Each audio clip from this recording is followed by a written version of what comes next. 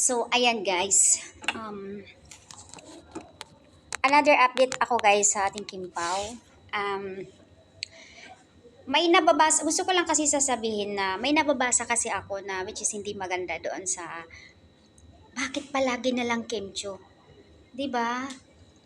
Lagi na lang kimcho as in si kimcho na lang talaga ang lagi nilang pinagbabato, pinagkukumpara.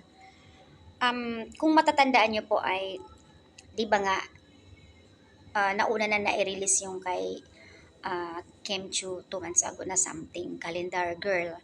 Ah, bilang siya yung nakuha talaga sa Tanduay Ram Calendar. So, may mga photos si Kim doon, yung iba na sinasabi nilang over super hot. Super daring na masyado na something, may mga sinasabi pa sila. Kahapon, 2 days ago, nailabas na nga yung na-release na rin yung kay Janine Gutierrez na Asia Brewery calendar. So, na-release na yun yung shoot niya. Tapos, pinagkukumpara na naman nila si Janine Gutierrez and Kim. Kim Jo Kikisho. Sakto lang daw yung suot ni Janine. Hindi masyado kita as in something. Yun ang gusto nila na parang natatakpan yung sa part ng ano. Kay Kim daw, sobrang sexy na daring na masyado. Tapos, isang content creator na sinasabi doon sa Facebook ha, maraming mga netizens nagbigay komento na umusan daw ni Janine Gutierrez si Kim Chu doon sa calendar.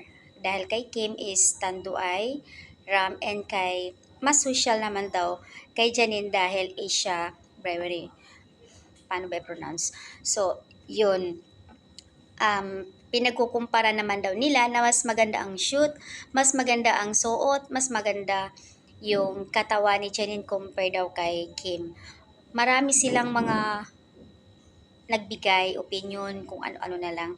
Basta si Kim na lang lagi ang pinagbabato talaga nilang pinagkukumpara. Ba't kaya ganun?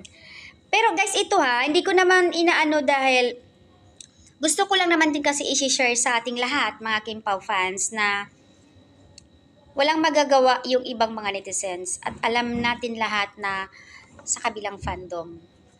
Siyempre, nababasa yun ng mga Kim Pao fans.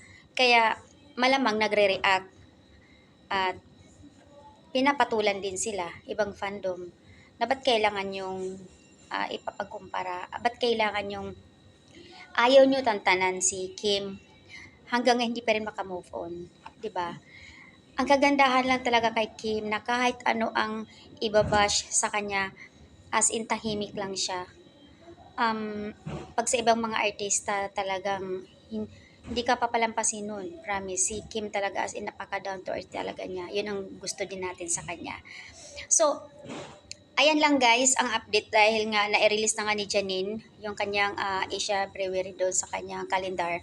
So, ayan na naman nauungusan daw, pinagkukumpara na naman nila. Tapos, good news naman, kahapon, di ba guys? Ang ganda ng ayuda. Ang ganda ng ayuda ng Kimpaw natin. Di ba nga Christmas party ng sitcom Christmas party. Ang dami nilang mga friends. Syempre kasama mga team gym buddies doon nila Paulo. Pansin nyo, nasa gitna sila. Di ba nga kung tutuusin, ang mga babae, girls to girls, boys, kung mapapansin nyo na ang Kim Pao nasa gitna, kung saan si Kimi nandoon din si Pao. And fairness hindi umalis si Pao, nandoon lang lagi sa likod ni Kimi. At doon sa isang clip video, makikita nyo na ang kamay ni Pao na something nakaganon siya kay Kim. Basta whatever. Kinikilig. Kinikilig ako doon. Kasi nga, di ba, ang ganda ng ayuda nila na hindi, sabi pa nang nag-comment doon, Hoy, Paulo, ba't nandyan ka sa tabi ni Kim? To the bakod ka talaga. Doon ka sa mga boys. Di ba nga, ang saya-saya, mga boys nandito lahat, naghahawak ng alak, kung ano pa, nagsasayawan, di ba, ang saya nila. Pero si Pao, hindi umalis sa likod ni Kim. Siguro nga, may isang netizens nagsasabi, siguro lasing na itong or nakainom na itong si Kimi, kaya ayaw umalis ni Pao sa likod niya. Nasa nakabakod lang talaga siya. Ang sweet, 'di ba? So, yun yung kahapon yung ganap nila, umattend sila sa Christmas party. Ang saya, ang sarap sa pakiramdam na may ayudang gano'n. Na minsan lang natin nakikita sa kanila na may mga ganyan, 'di ba? Halos naman sa trabaho nakikita natin. Pero yung mga special ganap nila, mga personal, so bihira natin. Yung madalas natin nakikita sila yung pag-gym, pag-bike, mga ganyan. Gym talaga. Yan yung talagang pinaka-weekly routine nila. So, yun lang yung aking update guys. Kasi nga, 20 minutes na lang. Ako'y papasok na sa naka-makeup na ako eh. So, ako'y nainitan sa damit ko, promise. So, yun lang yung aking update guys. Thank you so much sa lahat. Walang palyang pasasalamat sa mga Kimpaw fans, sa lahat ng aking mga thank you so much sa lahat na pagsuporta nyo sa aking channel at saka sa aking page. And alam kong nandyan kayo. Grabe ha, yung inedit ko doon na in-upload ko sa page ko. Tapos yung background niya, ang kanta na free, ano siya, free music, kumbaga no copyright. Almost 160k views. First time ko yun kala Kimpaw yan. So, ayan. Yan lang naman talaga yung upload ko sa page ko kung hindi kay Dilex Kimpaw. So, nadagdagan ko kay Montinola, kay siya Montinola sa Big Four. Kasi nga taga Cebu siya, di ba? Sinusuportahan natin yan dahil akala natin na mapasok siya sa Big or something pangalawa. At least, umabot siya sa Big Four. So, dahil nga kababayan ni Kimi, kaya sinusuportahan din natin siya si Kai Montinola. So, yun yung ina-upload ko din.